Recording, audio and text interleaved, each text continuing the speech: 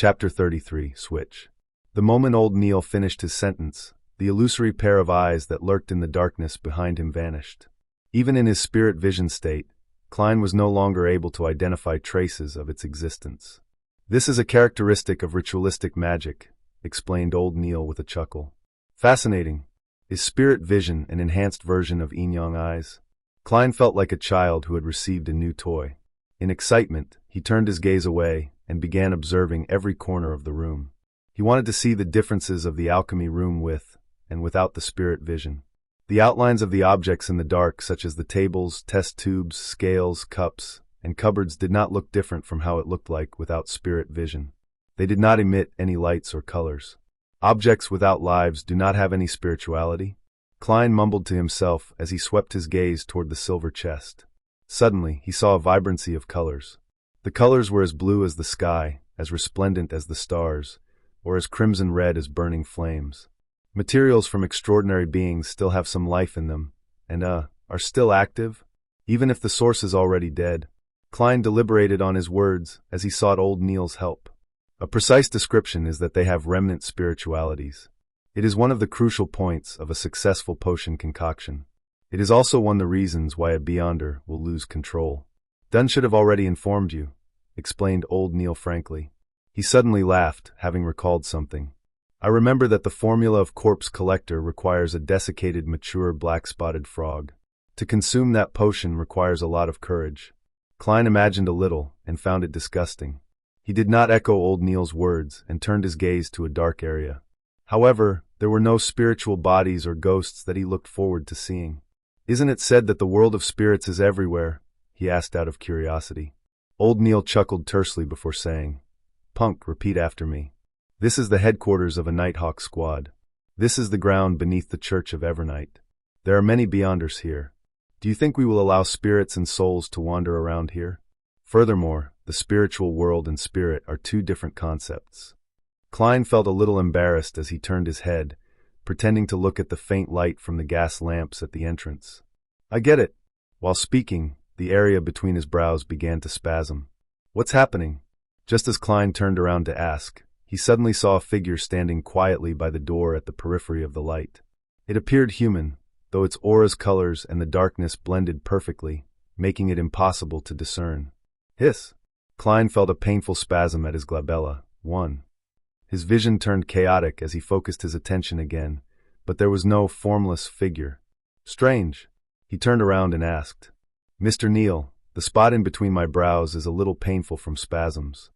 Haha, this is very common. You are a new Beyonder. Spirit vision places a great burden on your soul body. Furthermore, it drains you constantly. Physical effects can be glabella spasms, headaches, oversensitivity, and minor bouts of hallucinations. And while viewing things with spirit vision, it's very easy to feel uncomfortable as a result of the unfamiliar surroundings. It's also very easy to have your emotions affected by others. These are things that require you to pay attention. You can become accustomed to and eliminate them with repeated practice. In addition, use it sparingly and end it in a timely fashion, answered old Neil with a smile. Why does it feel like you are delighted by this? Klein hurriedly asked for advice. Then, how do I exit from the state of having spirit vision? He had planned on mentioning the invisible figure he had seen, though when he heard of the minor bouts of hallucination among the symptoms, he struck that thought away. From the glabella spasm and headache, he could completely guess old Neil's answer. Like before, think of an item to divert your attention. It will bring you out of cogitation. Close your eyes and control your spirituality, and repeatedly tell it to end. When you open your eyes again, you will discover that your spirit vision has ended. Old Neil described leisurely, and when he was done, added, Of course, that is the most trivial and clumsy method. We can repeatedly hint to ourselves in cogitation from practice to affect our spirituality. That way, you will have a simple switch. For instance, tapping at your glabella twice lightly would allow you to easily activate spirit vision. Another 2 taps will simply end it. As for how you set it up, it depends on your habits and preferences. Got it. Klein thought for a moment and planned to imitate old Neil to use tapping his glabella twice as a switch for his spirit vision. Tapping once was easily mistaken as an instinctive knock to his head, and tapping thrice could be a waste of valuable time in dangerous situations. As for actions like snapping fingers, they were too attention-drawing. He eased his focus and imagined the stacked spheres of light and re-entered a state of cogitation.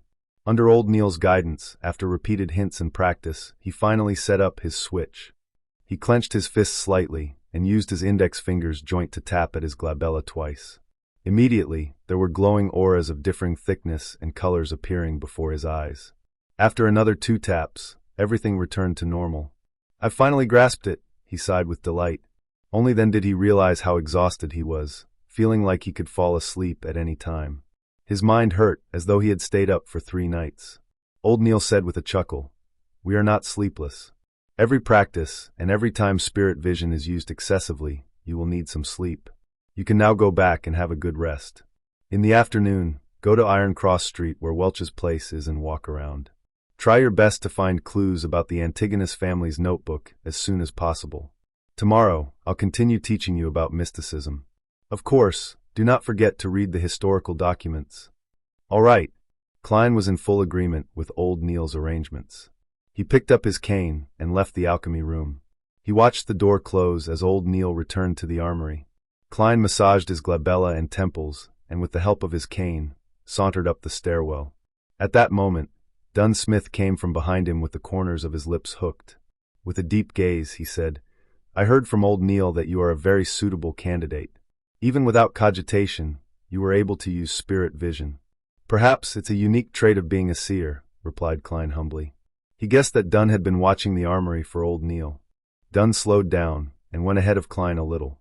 After a few seconds of silence, he turned around and said, "You have to remember that curiosity killed the cat.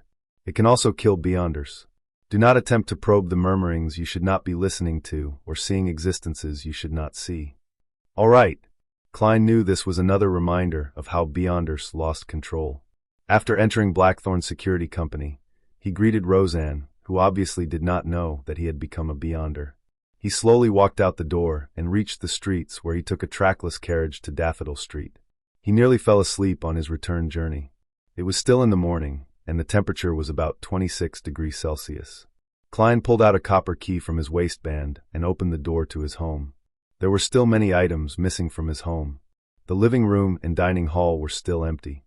Benson and Melissa had work or school, so they had both left early in the morning. Klein did not have the capacity to bother with anything else. He closed the door and briskly went to the second floor and entered the bookshelf-equipped bedroom that belonged to him. After taking off his tuxedo and hanging it on a clothing rack, he eagerly plunged into bed. The moment his head hit the pillow, he fell asleep. Klein was awoken by bright sunlight. He turned his head and slowly opened his eyes to discover the burning sun outside. "What time is it? Did I miss the tarot club in the afternoon?" He struggled to get up and walked to the clothing rack to take out his pocket watch from the pocket of the tuxedo's inner lining. Not only had he forgotten about the matter, he had forgotten to close the door to his bedroom and pulled the curtains to the oriel window. "Pa!" Klein pulled out the pocket watch and immediately felt relieved when he opened it. It was only slightly past noon. There was still a lot of time until the scheduled gathering at 3 in the afternoon. It was Monday, the day he would have a gathering with the hanged man in justice.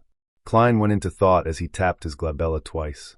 The scene before him changed once again as he saw that his body had been restored to a bright luster. He tapped twice again and stopped his spirit vision. Relaxed, he went to the first floor and boiled a kettle of water. He placed some inferior quality tea leaves and chewed on some rye bread dabbed in a little butter. Afterwards, Klein flipped through historical materials and original Klein's diary. He began revising and consolidating his knowledge. At 2:57 p.m., Klein closed his book and capped his fountain pen before pulling the curtains. Immediately following that, he locked the bedroom's door, making the room turn abnormally dark. He tapped his glabella twice and activated spirit vision to survey his surroundings. After confirming that there were no invisible spiritual bodies in his room, Klein stopped the spirit vision and took out his pocket watch to check the time. Tick-tock, tick-tock.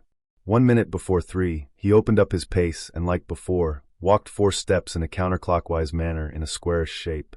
He chanted in Chinese softly. Only this time, he did not prepare any staple food. Klein closed his eyes as he felt the back of his hands turn itchy. It felt like the 4 black dots forming a square were protruding and projecting something. Hysterical shouts and alluring murmurs began resounding, but Klein realized that the headache was not as bad as the first time. It was not that he was unaffected, but that he was doing his best to stop himself from listening. As a beyonder, he had to have more self-control in such an environment. Soon, his body turned light as he floated up. He saw the grayish-white and blurry fog that emanated. Then he saw dark red stars. 2 of them had a minuscule connection with him, with an abnormal sense of familiarity. Klein looked at his blurry self and muttered in confusion, "The astral projection that old Neil mentioned?"